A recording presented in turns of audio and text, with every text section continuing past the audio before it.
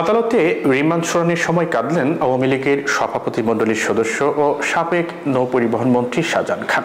রাজধানীর পাড্ডা থানায় দায়ের করা রফিকুল ইসলাম হত্যা মামলায় সোমবার ঢাকার চিফ মেট্রোপলিটন ম্যাজিস্ট্রেট আদালতে এই রিমান্ড শুনানি অনুষ্ঠিত হয়। শুনানিতে 5 দিন রিমান্ডের পক্ষে যখন একের পর এক যুক্তি উপস্থাপন করছিলেন ঢাকা মহানগর দায়রা জজ আদালতের প্রধান পাবলিক প্রসিকিউটর ওমর ফারুক ফারুকী, তখন বিমর্ষ মুখে কাঠগড়ায় নিশ্চুপ দাঁড়িয়েছিলেন শাহজাহান খান। এক পর্যায়ে বিচারকের দৃষ্টি আকর্ষণের জন্য শাহজাহান খান তার ডান হাত উঁচু করেন, কিন্তু তিনি সাড়া পেতে ব্যর্থ হন। পরে শাহজাহান খানের আইনজীবীরা শুনানিতে বক্তব্য রাখেন। আসামি পক্ষের আইনজীবীদের বক্তব্য শেষ হওয়ার পর শাহজাহান খানকে কথা বলার অনুমতি দেন আদালত। তখন শাহজাহান খান বলেন, মাননীয় আদালত, আমার বয়স হয়েছে 6.5 মাস হয়ে গেল আমি আমার ছেলে গ্রেপ্তার হয়ে কারাগারে, আমিও কারাগারে, কিন্তু আমার ছেলের সঙ্গে আমার একবারও দেখা হয়নি।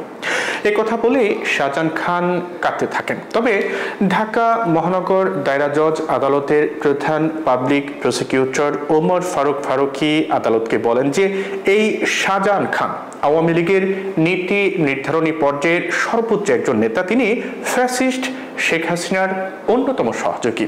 আদালতের শুনানি নিয়ে বাড্ডা থানার এই মামলায় শাহজাহান খানের 4 দিনের রিমান্ড মঞ্জুর করেন আদালত।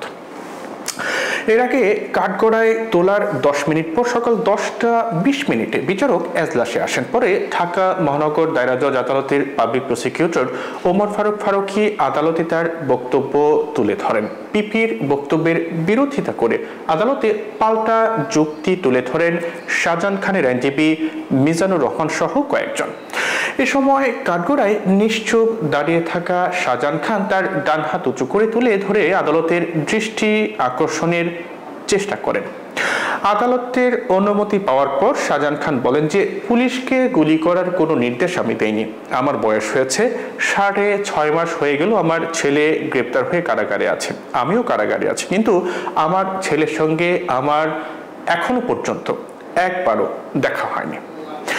এ সময় ছেলের কথা বলার পরই আবেগতাড়িত হয়ে পড়েন শাহজাহান খান। 2 হাত জোড় করে কাঁদতে কাঁদতে বিচারকের উদ্দেশ্যে শাহজাহান খান বলতে থাকেন, মাননীয় আদালত, আমার বয়স হয়েছে, আমার এলাকার এক চেয়ারম্যান আমাকে এই মামলায় ফাঁসিয়ে দিয়েছে, আমার ছেলেকেও তারা এই মামলায় ফাঁসিয়ে দিয়েছেন। শাহজাহান খান যখন আরো কথা বলতে চাচ্ছিলেন তখন বিচারক তাকে থামিয়ে দেন। বিচারক শাহজাহান খানের উদ্দেশ্যে বলেন, আপনার আইনজীবী এই বিষয়ে বিস্তারিত কথা বলেছেন।